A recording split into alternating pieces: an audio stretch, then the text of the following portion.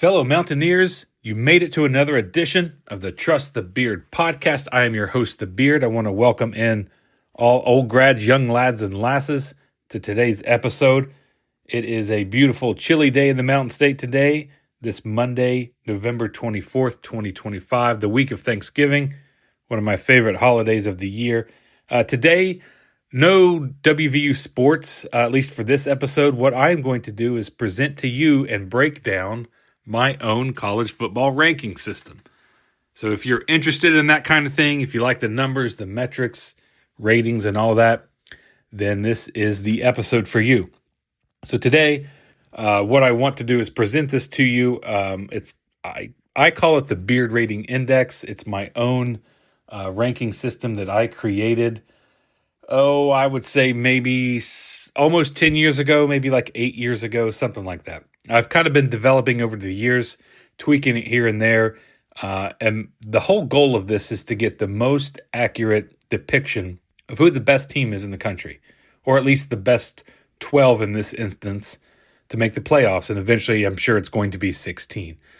I am of the belief that a playoff should be the best 12 or 16, whatever number that college football decides to go with. I'm partial to 16, but my goal is to get the best 16 teams into the playoff, right? Regardless of your conference, the logo on your helmet, how many 5-star athletes you have on your team, all of that. I want to push all of that aside, right? I want to cut through all the BS, all the hype and everything, and look at who are the best teams. Now, first, you may ask, well, what do I consider the best team? To me, it's your production on the field.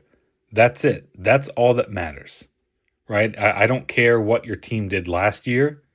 I don't care what freshman class they got in.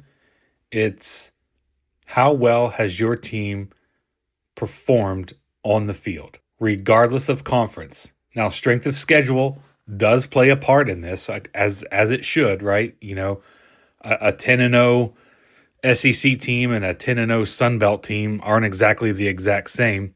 However, the Sun Belt team is playing with Sun Belt players. So you are beating your competition at that level.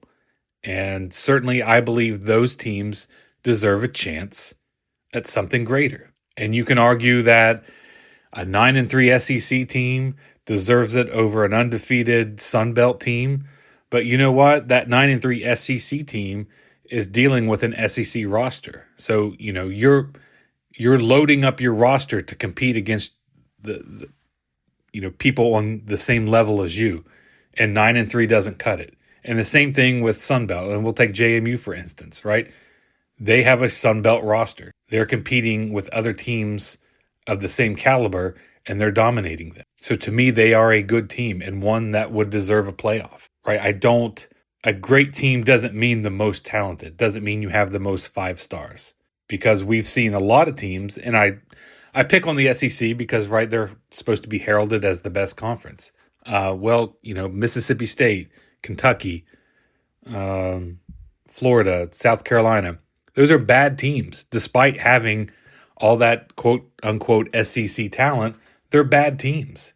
And just because you have a lot of talent doesn't mean you're a good team. And so that's the whole reasoning for this, is, again, to cut through the clutter and pick the best teams, because I think you should only be rated by what you've produced on the field. And so over the years, I've kind of developed a system to do that. And I thought to myself, how would you know how good every team is, right? Again, a 9-3 SEC team and a 9-3 Sun Belt team aren't the same. So how would you be able to rate that? You know, we like to label teams as ranked and unranked, but honestly, a team that's 20 through 25 probably isn't that much different than 26, 27, and 28, right? So if you beat the number 28 team in the country, it's not labeled a ranked win, so it's not as impressive in our eyes. And I think that's the other thing I want to cut through is we have too many labels of what we perceive to be good and bad. But how would you truly know what's a good and bad team? Well, I started off thinking you should rank every single team.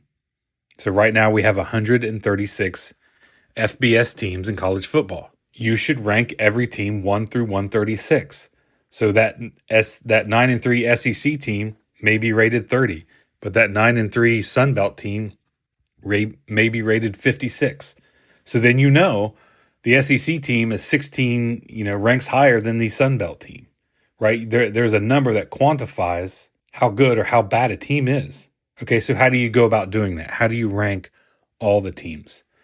Well, I started out, and I'll tell you kind of the background of all this, and hopefully you're still sticking with me and you're into this thing. I'm really nerdy when it comes to this stuff. Excuse me.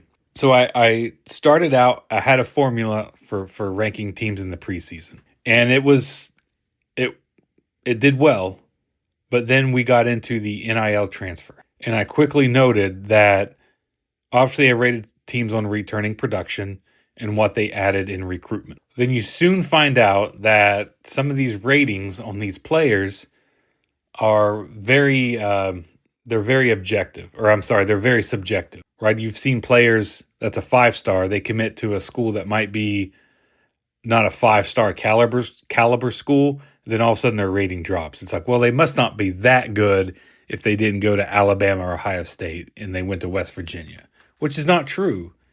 They're the same person. Just because they chose a different school doesn't mean they're less of a player. And so I wanted to cut through all that. And of course, with the NIL and the transfer portal and teams moving and wholesale changes, it was really hard to rate how good a team was going to be. You used to be able to do it when the player stayed on your team for 4 years or however long before they could just transfer because they just didn't want to be, they didn't like the color of the uniform, whatever it is. So I had to adjust. I had to adapt the system to account for that. And so what I do now is I have a preseason rating, but it doesn't come out until all 136 teams have played at least 4 FBS opponents. Right? So everyone gets that FCS game early, usually one of the first 3 games. That does not count. I do not count the stats on that. And I want to see how a team has performed the first quarter of the season, right? The first 4 FBS games. Well, I say quarter, but, roughly quarter, because sometimes, you've played 1, maybe 2 FBS team or FCS teams. So maybe you're at game 6 of your schedule. But regardless, I wanted 4 FBS teams on your schedule, and I want to rank the results. And what I do with that is I have a series of categories that I rank them. And I'll pull this up here. Got to find it. A series of categories that I use that ranks these teams. And the thing about this system that I've tried to develop, and I've tried to put as much emphasis as I can, is wins and losses. Right? If you win, that's going to have the biggest impact and carry the most weight to anything. And if you lose, that's going to have a big impact as well. Right. So I want to separate winners and losers. Right. I don't want these 8-4 teams that are hovering. It's like, yeah, but their schedule was really hard, so they must be good. But they didn't win. You didn't earn a spot. And again, I talk about JMU, right? They have a really good team this year. Is their schedule as hard as, South Carolina's? No. But again, they don't have an SEC roster to handle that. They have a Sun Belt roster. And with that roster, they have been very productive. They have earned a spot. And I get tired of this like entertainment value, what's it going to look like in the ratings? That should not matter. It doesn't matter in the NFL, right? And we've seen blowout losses in playoffs even when you have Power 4 teams. I've seen it multiple times. So again, I want to cut through that clutter, and the team that wins the most deserves it. That's just my personal opinion. So that's what I set out to do to create this. And so I have a series of categories, and I started this, I think week 7 was my first rating. So weeks 1 through 6 are kind of like the proving ground for these teams, right? What have you accomplished? I don't care about, again, your logo, the color of your uniform, how many 5 stars you have on your team, what the team did last year, right? Just because you won a national title doesn't mean you're automatically the best team the following year. Do you have a better chance of being the best team? Sure. because maybe you have a lot of those guys carried over, but it doesn't automatically qualify you to be the best team. I want to see the data on the field. And so I kind of do what the college football playoff committee does. Like I wait a few weeks. So then after about week 7, the categories I do are your total wins, your win percentage, your average scoring margin, your turnover margin per game, your points per play margin, yards per play margin, QB sacks per game, your sack percentage, your third down conversion, punts per play, your red zone scores, your red zone scoring percentage, the total amount of touchdowns per game, offensive touchdowns. And I do both of those for offense and defense, unless it's a margin category, because that kind of measures both at the same. But those are the categories I rate how well you did in those offensively, how well you did in those defensively. And all those metrics that they listed out consistently, if you are rated one of the best teams in the country, or if you're rated one of the best in these categories, you are far and away one of the best teams in the country. I've crunched the numbers on all that, and I can tell you here, so number 1 in the country, I had, picked the wrong one. There we go. So when I started my ranking system in week 7, here were my top 5 teams. Number 1 was Texas Tech. Number 2, Ohio State. Number 3, Indiana. Number 4, Oregon. And then Oklahoma, Utah, Alabama, Miami, Ole Miss, Missouri, Michigan, BYU. That just gave you 13 teams. I'm just kind of reading off the list right here. I mean, I'd say that's pretty accurate for being some of the best teams in the country. Now, you look at them at this point in the season, Texas Tech is pretty good. Ohio State's really good. Indiana's really good. Oregon's really good. USC, they started out pretty well, but, they just got blown out. Oklahoma's good. Utah's good. Alabama's good. Miami's good. Ole Miss is good. Missouri's good. Now, Missouri just dropped out of the top 25, but at the time, they were a pretty good team. Michigan's good. BYU's good. Virginia's good. Vanderbilt's good. A&M is good, right? These are the teams on the list. So consistently, the most consistent teams in these categories are some of the best teams in the country. Now, you may argue the order of it, but I let the numbers do the talking. And so from that point on, I rate these teams like that's the baseline. It's kind of like a preseason ranking.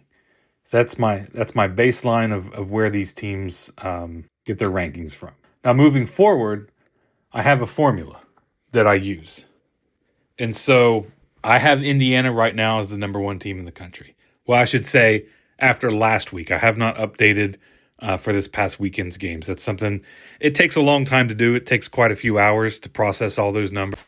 It takes some time to do, so I hopefully will have that this week. Depending, it is a holiday. My kids are home from school, so it just depends on what kind of time I have to do it. But I will get that stuff out there. But not counting what just happened this weekend, I have Indiana at number 1. And so because they are number 1, they are worth 136 points. And this is how I rate these teams, right? This is the point system I use each week. Now, if you are the last place team, which I believe is UMass, I don't think they've won a game all season, maybe one against an FCS team, again, which doesn't count. They're rated 136 and they're only worth 1 point. That is their value for that week. And in Indiana, being the best team, their value is 136. So last week, Indiana beat Wisconsin by 24 points. So Wisconsin is only worth 38 points because I have them rated as one of the worst teams in the country, which if you look at their record, they simply are. Trying to find where I have them rated. I have them rated 99th in the country. So being that they're 99th in the country, they're only worth 38 points. And so Indiana beat them by 24. So Indiana starts out with 136 points, right? That's their base value for that week. They beat Wisconsin, so they earn 38 points. They beat Wisconsin by 24, so you add 24 points to their base. So 136 plus 38 plus 24, right? This is their weekly value. Now I've added two additional categories this year, and I wanted to really reward teams that won on the road and B, have consecutive wins. Because it's hard to win in college football. It really is, from week to week. We always say it's a week-to-week business, right? Not all games are the same. It all depends on your matchups. So if you can win, if you can string together multiple games through each week, I want to reward that. And so at this time, I think they were Indiana was like on a 9-game win streak, I believe. I think I have that right. Yeah, so Indiana was on a 9-game win streak. So the way I have it is you start earning points for your win streak on your third win in a row. So 2 wins, back-to-back wins. To me, that's not a streak. And this is my personal subjective opinion. Kind of based off was it Major League 2, where it's like, you win 1, you win 2, you win 3. That's the winning streak. It has happened before. So at three weeks, that's when you can start earning points for a streak bonus. So if you win 3 in a row, you earn 5 bonus points. If you win 4 in a row, the next week if you win, that's 4 wins in a row, you earn 10 points. So every additional win after that is additional 5 points, right? If you win, so instead of just having 5 every week, I add 5 to what the previous total was because it's hard. If you win 5 games in a row, that's a hard thing to do. So there you're earning 15 points. So at this point, they had won 9. Their streak is 45. Sorry, I apologize. Their streak was 40.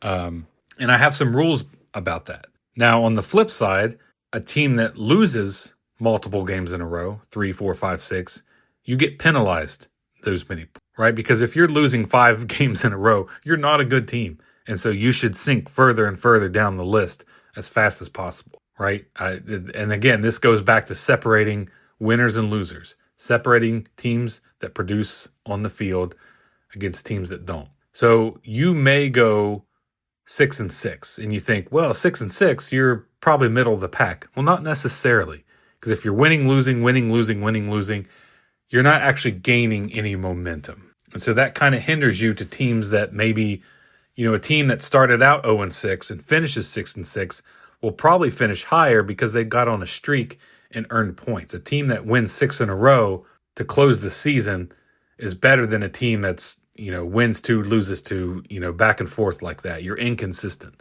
I wanted to reward consistency and punish consistency when you're on the losing end of it. Now, I have some caveats to that, right? FCS teams or FCS wins do not count in your streak. So listen up, SEC. These teams that you scheduled late in the season, you are not getting bonus points because you blew out Mercer 60-5 or 7 or whatever it is. That does not count in your streak. And the reason I do that is because you schedule those because they're bye weeks. And I don't think you should be rewarded for beating a FCS team. That's what you're supposed to do, right? You're not necessarily supposed to go undefeated in the SEC. Although if you do, you're a very good team. But you're supposed to win those FCS games. You schedule them because they are cupcakes so they can be a warm-up. You're not getting rewarded for that. But on the flip side, if you would lose that FCS game, you are severely getting punished, as you should, because you're not supposed to lose. Now, so for an example, let's say a team, their out-of-conference schedule is 2 FCS teams, right? A G5 and a Power 4, and then your third game is an FCS game, and then you start into your schedule. Let's say you go 3-0 to start. So you got your first 2 wins against a G5 and a Power 4, and then you get your third win against an FCS. You don't get a streak bonus. Now, if you win your 4th game, once you start conference play, then I will tack that on to the previous 2 wins that you had. It's like the FCS doesn't count in the schedule unless you lose, right? It can only hurt you. It really doesn't help you. Now, the one thing I do, if you do play an FCS team and you win, I will give you half credit for the score margin. So let's say Auburn played Mercer, just hypothetically. Let's say they beat them 50-0, right? We'll keep the math simple. So I have opponent points in your score margin, like I pointed out with Indiana and Wisconsin. If Auburn scores 50 against Mercer, you don't get any opponent points. There's no bonus for beating an FCS team. But what I will do is I will still give you credit for the score margin. However, it's cut in half. So instead of getting 50 points because you beat them by 50, you only get 25. So I'm not completely leaving you in the dark by scheduling that, but you don't get the full credit, as you shouldn't, because that's what you're supposed to do. You're supposed to blow out a team like that. And if you don't, like let's say they only beat them by 14. Well, you only get 7 points credit for doing something like that. Again, as you should. Now, moving on to the next category. I do provide a road bonus. So if you win on the road, you get an extra 7 points. So essentially an extra touchdown. It is hard to win on the road. Not all road places or not all road destinations are created equal, right? Going into Alabama and winning is not the same as going to Marshall and winning, right? If you're a Power 5 team or a Power 4 team. Now, moving forward into the future, I'm looking at changing that rating. For now, it's a blanket 7 points, but I'm going to search and try to find a way of how I can value how good a win is on the road. I might do it by where you play, the stadium, right? Is it hard to win there? Historically, is it a hard place to play, right? I'm still trying to work that out, but I think that's going to be valuable. Because again, not all road games are made equal, but for the sake of this year, I just wanted to incorporate that winning on the road is different, because before I didn't have that. Before I just had that if you won on the road, you got your opponent points in your score margin. There was no bonus. But after looking into it, doing some more research, I found that, it is harder to win on the road, obviously. I mean, it's not something it's not like I wasn't aware of that. But I realized that I need to reward that because, you're not expected always to win on the road and looking at, teams within your conference, right? Not necessarily you're out of conference or anything like that. But, if Alabama goes to South Carolina, South Carolina is the weaker team, but it's still harder to beat South Carolina on their turf than it is on your home turf. And so I wanted to reward that. Now, I don't have a penalty for losing at home. I thought about it. I really considered taking away 7 points because you lost at home.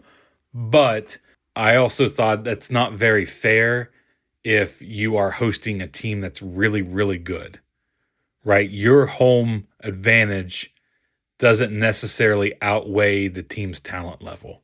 So let's say, and I'll use this, let's say Alabama and Marshall, right? And I'm just a hypothetical. Marshall is a so-so team. I think they're 5-6 right now. Alabama is, or actually, we'll do this. We'll do Ohio State because they're undefeated.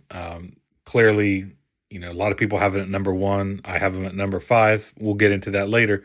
But let's say Ohio State travels to Alabama. I can't even talk. Ohio State travels to Marshall. Okay, the talent gap between the two teams cannot be overcome simply because the game is at Marshall, right? Their environment is not that hostile and does not give Marshall so much of an advantage that they can overcome the talent disparity. So it wouldn't be fair to penalize Marshall because they lost to the best team in the country at home, right? You're supposed to lose that game, right? Vegas would surely have Ohio State favored. So I didn't want to penalize the team. They're already getting penalized for losing, right? Because you lose points, which I forgot to mention back when I was doing the Wisconsin-Indiana thing, but I'll circle back to it. You shouldn't penalize a team just because a better team comes in and wins, right? Again, their home field advantage is not enough to overcome the talent disparity. So I at least recognize that. But Ohio State still gets a bonus because it's not at home, right? You're still going on the road. You're still packing up on a bus or a plane, wherever you got to go, and you're not in your familiar territory. It is different. You should still get credit for going on the road, even though it would be somewhere at like Marshall. And to me, that kind of, again, gives more emphasis on winning games, which is what college football playoffs and college football in general should be all about, right? Again, scrap the logos, scrap the colors, scrap the conference affiliation, your 5 stars, your talent level, what your coach has done before. Forget all that. What did you do on the field? And I think if you win on the road, you should be rewarded points. Now, back to what I was saying before about how you earn and lose points. So in that scenario, right, Wisconsin lost to Indiana. And so let me scroll down here. Let me find Wisconsin again. Okay, so Wisconsin is rated 99th in the country, right? They lost to Indiana, and they are worth 38 points. Wisconsin is. Well, because they lost to Indiana, Indiana is what I have in my system, the number one team in the country. So Wisconsin starts out at 38. They lose 1 point because Indiana is ranked number one, right? If I have Utah State ahead of Wisconsin, if they had lost to Utah State is ranked 97th, then Wisconsin would lose 97 points, right? I have Central Florida rated at 86. If Wisconsin had lost to Central Florida, they lose 86 points. Now, UCF, Central Florida, is worth 51. So if Wisconsin had beat them, they would be worth 51. See, it's just the inverse of the ranking, right? If you're ranked number one, you're worth 136. If you're ranked 136, you're worth 1. So if you would lose to the number one team in the country, you only lose 1 point because you shouldn't be penalized for losing to the best team in the country. But if you would lose to the last place team in the country, you lose 136. You should be penalized heavily for losing to the worst team in the country. Even if you're 135, right, and you lose to 136, you get penalized 136 points because you are a bad team to lose to a very bad team. And so Wisconsin in this scenario loses 1 point, and then they were beat by 24 points, so they lose 24 points. So right there, they have lost 25 points for the year, or for the week. So they were worth 38. You subtract the 1, which is Indiana's worth. You subtract the 24 because that was their score margin. And for the week, they don't have any streak bonus or road bonus. So they earn 13 points. After they played, their worth went from 38 down to 13. Now you take that 13 and you add it to the total amount of points they scored on the season, which was 148. Up to that point, they had earned, you take all the weekly points and you add them up together, right? That's their season points. At that point, they had earned 148. Well, now you just add 13 to that, so now they're at 161. And on the flip side with Indiana, right, up to that point, Indiana had earned 1,446 points because they were consistently at the top every single week. They win every single week, so you're always gaining points, right? They didn't have anything subtracted. And then you're getting bonuses because you're on a win streak, and you're getting road bonuses because, you went out to Oregon and won. That was huge for them. I think that was the week they jumped up to number one. They went out to Oregon, beat them. Oregon was highly rated, so you get a lot of points for that. They only beat them by 1, which that's fine because that was the score margin, or 2, whatever it was. But they continued their streak, so you got wins for that, or points for that. And they also went on the road, so you got bonus points for that. So that was a huge week for them. But by beating Wisconsin, right, their base level is 136. You add 38 points, Wisconsin's worth. You add 24, which was the score margin.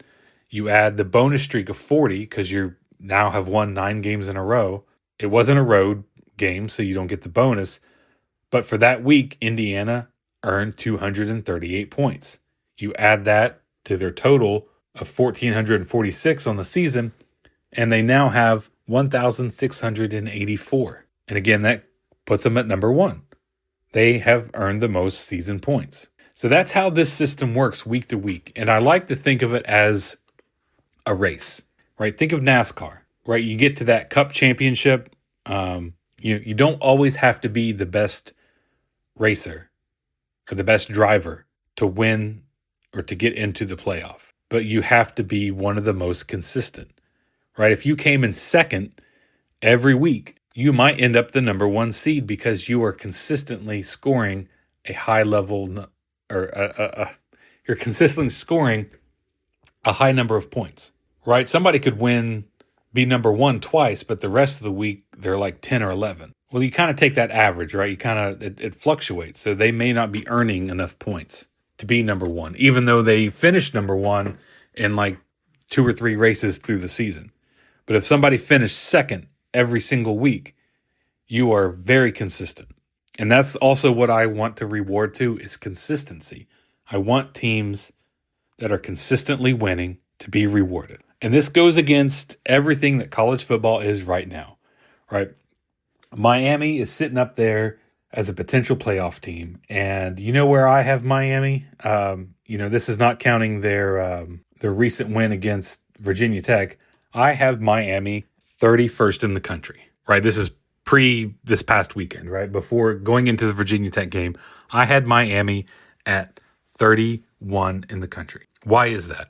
Because middle of the season, 2 out of 3 weeks, they lost to an unranked team. That hurt their chances big time, as it should, right? If you're a team that's looking to win a championship and looking to go into the playoffs, a team that loses 2 out of 3 weeks to unranked teams is not a good team. Now, I understand they beat Notre Dame to begin the year, and that's a great win for them. But if Miami fans want that to supersede everything that's happened, and you can't play it that way, right? You have to be consistently good, and they have not been consistently good. So right here I have them. Miami was 26 in the country heading in to the Louisville game. Well, they lost. They lost by 3 points to Louisville, and I had Louisville 41st in the country. So not a bad Louisville team, but certainly not elite. And so that dropped Miami down from 26 to 43. Why? Because you should drop down that far. That was at home, too, and you lost to an unranked team. I'm sorry, but when all these other teams in the country are consistently winning, consecutive games, even road games, you drop a game like that, that's going to hurt you. And then you beat Stanford, which kind of puts you back up to 34 in my rankings. But then you go and lose to SMU, and SMU was ranked 30th. That's going to hurt you. That dropped them back down to 43. You have 2 inconsistent weeks out of 3, right? So that matters, right? That the consistency matters. They don't get a streak penalty, but you're not gaining. Had they won those 2 games, they would have earned an extra 15 points at that point, tacked on to the other wins. And so that would have jumped them up to probably in the top 25. But when you lose 2 games in 3 weeks to unranked teams, that hurts your chances. That's inconsistent, and it's not fair to the other teams. And yes, Miami may be talented. And yes, I know they beat Notre Dame early in the season. That's great. But that inconsistency in the middle of the season levels out that big win you had at Notre Dame, right? You can't just look at the high-level stuff. Well, they beat Notre Dame and they blew out Virginia Tech. Well, Virginia Tech sucks. Virginia Tech's 3-7. You should win that game. You don't get bonus point, or you shouldn't be extra or rewarded extra points because you beat a team you're supposed to beat. Right? Now go to Ohio State and do that. Go down to Georgia Tech and do that. Go to Indiana and do that. Go out to Oregon like Indiana did and do that. Again, I get it. They beat Notre Dame. That's a good win. That's probably why they are where they are and haven't fallen that far even further back. But the inconsistency in the middle of the season kind of takes away that big win. It levels it off. Now, can Miami get back? Sure. If they win out, go to the ACC title game, you'll get bonus points. I can't tell you where they'll land after that. It just depends on how much they, or how well or how bad they perform. Excuse me. But that can't be forgiven, right? That slump hurt them, as it should, because teams around them are still winning and have winning streaks and performing very well. I know without looking at this, it's kind of hard to understand, but I have JMU at number 12 prior to their win against Washington State. Now with Washington State, they'll probably bump them up a little bit. Washington State's not a good team, but they're going to get streak bonus. They're going to get 35 points because, they've consistently won, as they should. To me, it doesn't matter if James Madison has the same roster as the other one. They are doing what they need to do. The schedule that was put in front of them, they have conquered it. They've dominated it. And a team like that deserves a spot in the playoff. And I know these SEC people, you got your 9-3 Tennessees or whatever, want to complain at how hard their schedule is. Look, you wanted to be in this conference, then you got to win the conference, or you have to dominate your peers, and they haven't. And just like Miami, You got to dominate your peers. You haven't. Indiana has dominated their peers. Notre Dame has dominated their peers, other than Miami. But what makes Notre Dame so good is since that Miami game, they have won consistently. Georgia has dominated their peers. A&M dominated their peers. Ohio State, Utah, Texas Tech, BYU, Oregon, Ole Miss, Vanderbilt. They have dominated their peers, and that's why they're there, and that's why Miami isn't. They haven't dominated their peers. And when I say dominate, I mean not every game's a blowout, but they've won consistently. And if they have lost, it's at least to a good team for the most part. Now, I know Alabama has that loss to Florida State, and people wanted to ding them, and this is kind of the flip side of Miami, right? Miami wants to say, we beat Notre Dame, but then you lost 2 out of 3 weeks to an unranked team. So that kind of levels that off. Okay, people want to ding Alabama because they lost to Florida State early. Okay, but then Alabama proceeded to have 4 straight ranked wins. Okay, that cancels out your Florida State loss. See how that works? It's the same way. They made up for it. They made up for that early loss by beating 4 straight ranked teams. It's your full body of work. It's not one game. It's not 2 games. It's not your highest point. It's not your lowest point. It's your consistency. And sometimes I feel like that's not rewarded enough in college football. And so what I'll do is I'll take this formula and I'll continue to expand it out week for week. And I will tell you, I don't like putting all the so much emphasis on one conference game, one conference championship game. Like, I don't think it should be an automatic qualifier, but I think it should be a bonus. If you win the conference championship, you get additional bonus points, right? You will get the same, what was your opponent worth? How much did you score by? Does it add on to the streak? I don't know if I'll do a road bonus or not because it's kind of a neutral site game. I've considered it maybe like a half bonus because, yes, it's neutral site, but you're also not playing at home, right? You still have to pack up and go somewhere, similar to an away game. Now, the crowd is probably 50-50, so that's maybe I'll half it, do 3.5 or something like that. I'm not really sure. I haven't quite decided that yet. But luckily, I only have to do that about 10 times, right? Because there's only 10 conference games. So that's kind of the final rule that I have for all this is, if you win the conference, you're not an automatic qualifier, but it is a bonus. So maybe you're sitting at the 5 and 6 spot. You win the conference game, that could boost you into the top 4. Well, there's a bye. So that's the reward you get for winning a conference game, right? You're not an automatic qualifier, but it's more of a seeding thing. And maybe, and we'll talk, I'll talk as if there is 16 teams because that's what it's going to come to eventually.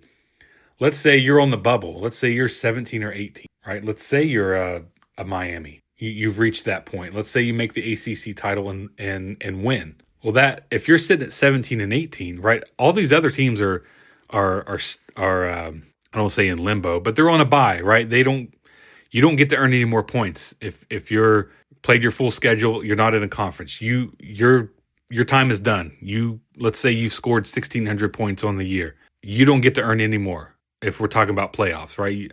We'll do bowl stuff, but at this point in the regular season, you cannot earn any more points. So let's say your numbers, say you're Miami, you're 17th in the country, you have 1,600 points. The next team who's 16th has 1,650 points, right? Miami's 50 points behind. And let's say that number 16 team isn't in their conference championship. Let's say it's, I don't know, pick a team. We'll just say Pittsburgh for the sake of the ACC. I don't even know if they're in this. That probably can't even happen, but this is just a hypothetical. So let's say Pittsburgh is 16th and they have 1,650 points. And Miami is 17th and they have 1,600. Well, let's say Miami makes the ACC title game and wins. Well, you're going to get your opponent points, your score margin. You are going to jump Pittsburgh because Pittsburgh didn't make the conference title game. Miami did, and they won. So that's going to be your reward. That almost is like an automatic qualifier. That is now going to get you into the playoffs because you will probably have moved up to at least 16, maybe 15 or 14 because you won. So it's an extra data point, right? It's bonus point. And so that's enough to jump Pittsburgh and get into the playoffs. And, you can make the argument that maybe they're 13th or 14th, with the 12-team playoff and stuff like that. But you get bonus points, essentially, for winning your conference title.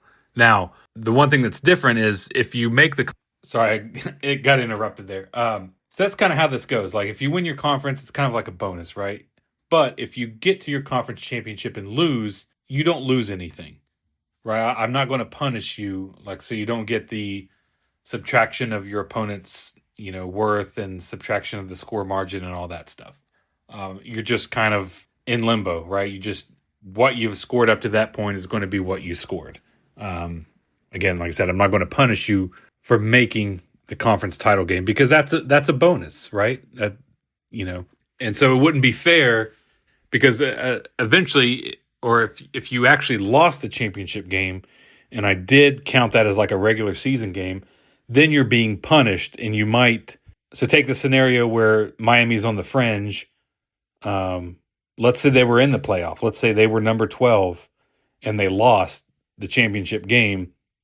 And let's say Pittsburgh was like number 13 and didn't make the championship game. Well, if I incorporate or subtract all the numbers because you lost, well, then that takes you out of the playoff and puts Pittsburgh in, which wouldn't be fair because, just because you lost the conference championship game shouldn't take you out of a playoff. And not put in a team that didn't do anything, right? Or didn't have an extra game or anything like that. So I thought that was a fair thing.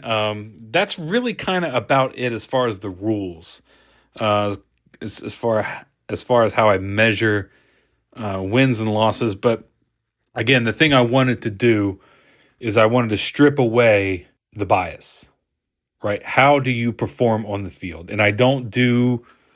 When I'm ranking these teams, as much as I like data and metrics, I don't do, what your yards per play was for that game. It's like, well, you could put up 1,000 yards and hold the team, to 50, and if you lost 2-0, then what's the point? Now I know that's an extreme example, right? If you put up 1,000 yards, you're not losing 2-0, right? But just as a hypothetical, let's say you broke a bunch of yards or records for yards in a game, but you still lost the game, then what was the point? Like, you still lost, right? The whole purpose of playing is to win. And so I want to get all that clutter out of there. And one of the examples I use, I think about West Virginia, the very first game in the Big 12, they played Baylor. The offense scored 70 points. Holy cow, 70 points. Breaking records, phenomenal. Like one of the best offenses I've ever seen in my entire life. But on the flip side, one of the worst defenses I've ever seen. We gave up 63 points.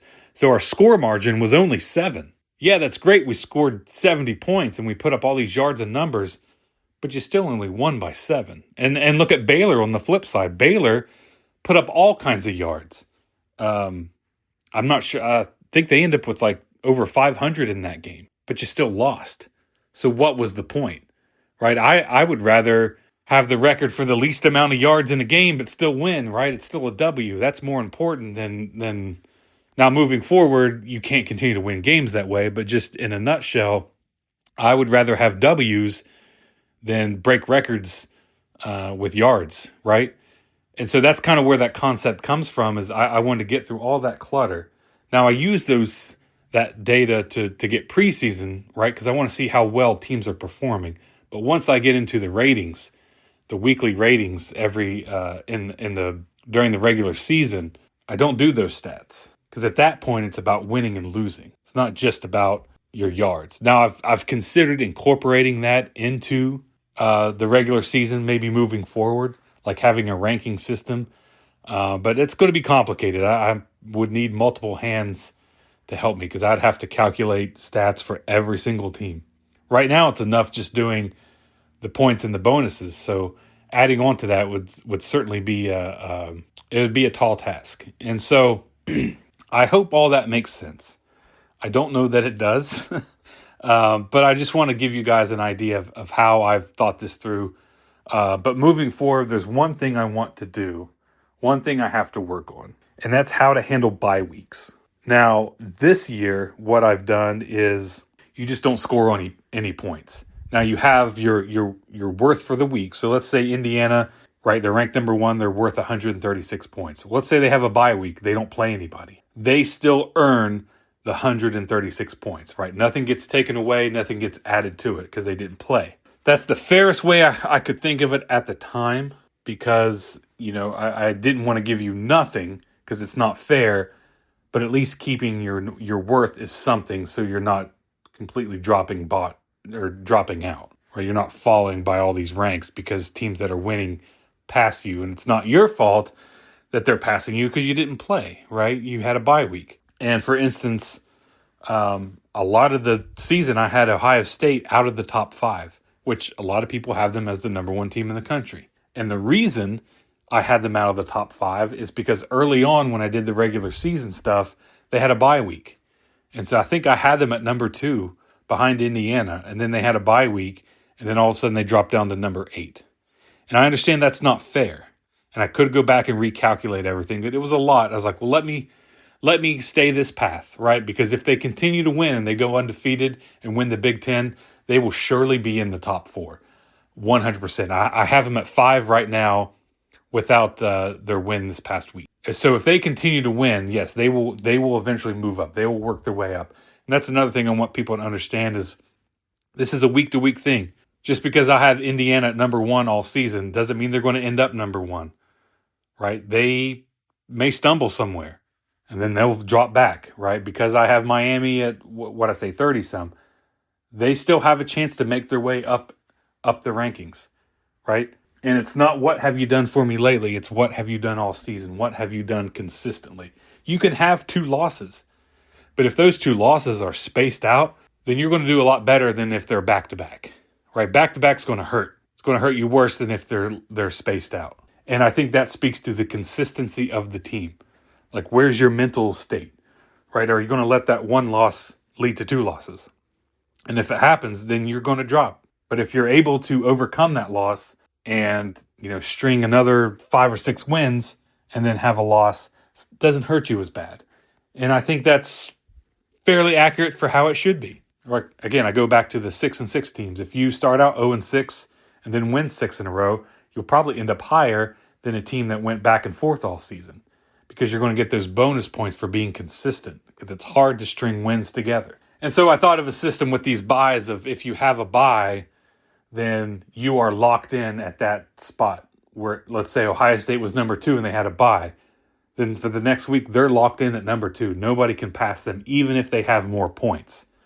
I've considered that moving forward. And I may even try to go back and redo that, because there's about 20 teams, give or take, in a week that have a bye. So it wouldn't be too hard to recalculate. It would take some time, but I might test it that way and see if that works out. Again, this is all a system. This is not a finalized product. This is all something I tweak because I want to get the best possible outcome. I want to be as accurate as possible at getting the 12, 14, 16 best teams, because I think that's going to make the best playoff. I mean, we look at last year, the 12-team playoff. You had the number 3 SEC team, right? So you think, third in the SEC, they're probably one of the best in the country. They got steamrolled by Ohio State. They look like they did not belong on the field. Now, you could say the same thing about SMU that made it. You can say the same thing about Indiana that made it. And if you pulled up somebody from the G5 and they got obliterated, how is that any different than the third best SEC team getting obliterated, right? You still had a blowout. Just because it's the orange tea and they're from the SEC doesn't make it more tolerable to watch, right? It's still, quote unquote, bad football, right? You're never going to have a system where you have overtime games every time.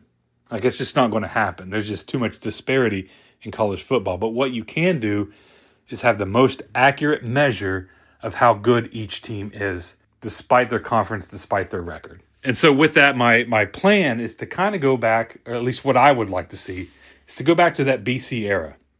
And instead of just having 2 games, you expand it out to 16. And then the top 16 make the playoff. Regardless of your conference title, regardless of, your affiliation, all that stuff. 1 through 16. Now, I know some people will say that, well, that's SEC bias because they will get, you'll have 7 SEC teams in there because, they always, the rankings favor them. Well, that was the problem with the BCS, is you incorporated polls. And the polls certainly will have a bias towards the SEC because they just think they're better because you're in the SEC, and it's simply not true. So if you want to see, I'll show you how this cuts through the bias. Let me just pull up my my rankings here. So as of last week, right, this is prior to this past weekend's games. I have the Big Ten has 1, 2, 3 teams. The SEC has 1, 2, 3, 4 teams. The Big 12 has 1, 2, 3 teams. So 4, 3, and 3. And then outside that, I have Notre Dame, James Madison. It was 4 SEC, 3 Big 10, 3 Big 12, Notre Dame, and James Madison. I think that's pretty accurate. I think that's a fair split of how these teams should be assessed in the playoffs, right? There's no dominance here. Now, obviously, one conference will probably have more than another. Maybe you get 2 that tie, but it's not the 6, 7 SEC teams that everyone worries about. And so that's why I think this is fair, because the teams I named off, right now they're not the best because the weekend happened. But at the time, these were some of the best teams in the country because they win, and they win consistently, regardless of conference. And so I'm going to end it here. I hope you guys held on this long. If you did, God bless you. You probably have more patience than I do. It's hard to quantify, or it's hard to detail these things to people without actually showing them. And so this is the best I could do to explain it. I think it's a fair system. It certainly has work to do. Sorry, I interrupted again. But I'm going to close this out. So there it is. There you have it. My system. I'm going to tweak it as much as I can to be perfect. But no system's perfect, right? Everyone gets it wrong. If there was a system out there that was perfect, then everyone would be ranked the exact same that they were ranked in the preseason, right? Number 1 would never lose. And so, again, to close this out, I thank you guys for joining me in here. I hope you enjoyed it. Try to get some more stuff out later this week. I may not be back again. This is the holiday week for Thanksgiving. A lot of stuff going on. So you guys be well, be safe. Goodbye. God bless. Go Ears.